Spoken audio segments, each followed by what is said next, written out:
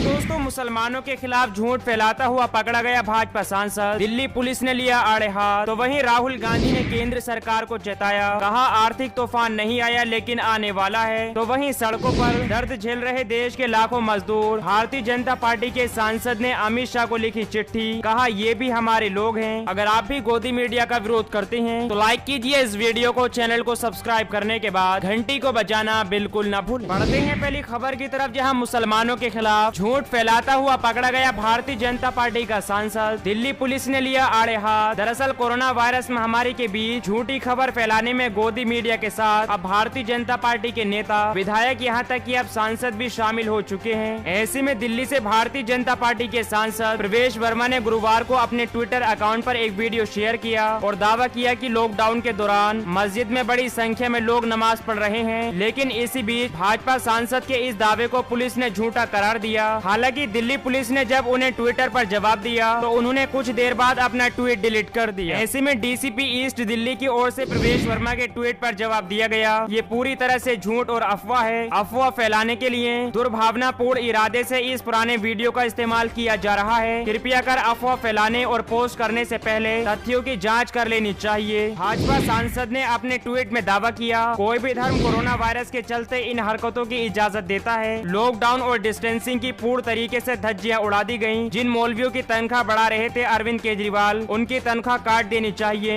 ये हरकतें अपने आप रुक जाएंगी या अपने दिल्ली को नष्ट कराने की कसम खा ली है। देखा जाए तो इस तरीके का भारतीय जनता पार्टी के सांसद अपना बयान जारी करते हैं। इसके अलावा झूठी खबर फैलाते हुए मुसलमानों पर तंज कसते हैं। देखा जाए तो ये झूठी खबर किसी और ने नहीं बल्कि भारतीय जनता पार्टी के सांसद प्रवेश वर्मा ने देश में फैलाई और वहीं मुसलमानों पर गलत आरोप लगाकर बदनाम किया जा रहा है। जांच पड़ताल में ये वीडियो पुराना पाया गया। हालांकि दिल्ली पुलिस ने भी भाजपा सांसद को फटकार लगाते हुए कहा, ये पुराना वीडियो है और इसका लॉकडाउन के दौरान नमाज पढ़ने से कोई ताल्लुक नहीं है। इसके अलावा भारतीय जनता पार्टी के सांसद को दिल्ली पुलिस ने हड़काते हुए कहा कि कोई भी वीडियो या पोस्ट करने से पहले तथ्यों की जाँच कर लेनी चाहिए और ऐसे में आप झूठी खबर या अफवाह न फैलाएं। बढ़ते हैं अगली खबर की तरफ, जहां राहुल गांधी ने केंद्र सरकार पर साधा निशाना, कहा आर्थिक तूफान आने वाला है। दरअसल कांग्रेस नेता राहुल गांधी ने वीडियो के माध्यम से प्रेस कॉन्फ्रेंस की। राहुल गांधी ने सरकार के 20 लाख करोड़ के राहत पैकेज, कोरोना के दौरान मजदूरों की समस्या और देश के आर्थिक हालात पर बातचीत की। उन्होंने कहा कि देश में आर्थिक तूफान आया नहीं है लेकिन जल्द ही आने वाला है और इससे देश की जनता को भारी नुकसान पहुँचेगा। राहुल गांधी ने केंद्र सरकार से अनुरोध करते हुए कहा, केंद्र सरकार को विपक्ष के सुझाव लेने चाहिए लेकिन भारतीय जनता पार्टी सरकार विपक्ष को कोई भी अहम जिम्मेदारी नहीं दे रही है। राहुल गांधी ने आगे कहा कि लॉकडाउन खोलने की बात की जा रही है, बिना सोचे समझे अगर लॉकडाउन खोला जाएगा तो भारी नुकसान उठाना पड़ सकता है। राहुल गांधी ने कहा, पीएम मोदी से गुजारिश करूंगा कि इस पैकेज के बारे में दोबारा सोचें। ऐसे में पीएम मोदी को देश की जनता को डायरेक्ट पैसा देना चाहिए। मनरेगा के तहत 200 दिन का रोजगार देना चाहिए। किसानों को पैसा सीधा ट्रांसफर किया जाए ताकि उनको जल्द से जल्द मदद मिल सके। राहुल गांधी ने आर्थिक हालातों पर चिंता जाहिर करते हुए कहा, जितनी मदद सरकार राज्यों को देगी उतना ही फायदा देश को पहुंचेगा। केंद्र सरकार का काम देश को संभालना है, राज्यों का काम कोरोना वायरस की लड़ाई लड़ने का है। राज्य सरकारों को पूरा समर्थन देना चाहिए लेकिन मोदी सरकार राज्य सरकार को समर्थन देने में नाकाम दिखाई दे रही है। जिस तरह से केंद्र सरकार को राज्य सरकार को पैसा देना चाहिए, ऐसा केंद्र सरकार नहीं कर रही है। इसके अलावा राहुल गांधी का कहना है कि राज्य सरकार को ज्यादा अधिकार देना चाहिए। इसके अलावा राहुल गांधी का कहना है कि देश में आर्थिक हालातों का तूफान आने वाला है। मोदी सरकार को इस आर्थिक हालात से निपटने के लिए उचित कदम उठाने चाहिए। बढ़ते हैं अगली खबर की तरफ, जहां गरीब मजदूरों को लेकर भाजपा सांसद ने अमित शाह को लिखा पत्र, कहा ये लोग भी हमारे हैं। दरअसल देश की जनता के हालातों को देखते हुए भाजपा सांसद ने गृह मंत्री अमित शाह को पत्र लिखा। सांसद ने चिट्ठी में शाह से अनुरोध किया कि वे प्रवासी मजदूरों के लिए पीएम केयर फंड में 1000 करोड़ रुपए खर्च करने चाहिए। उन्होंने लिखा, ये पैसा मजदूरों के परिवहन पर खर्च किया जाए क्योंकि सैकड़ों किलोमीटर पैदल चलने वाले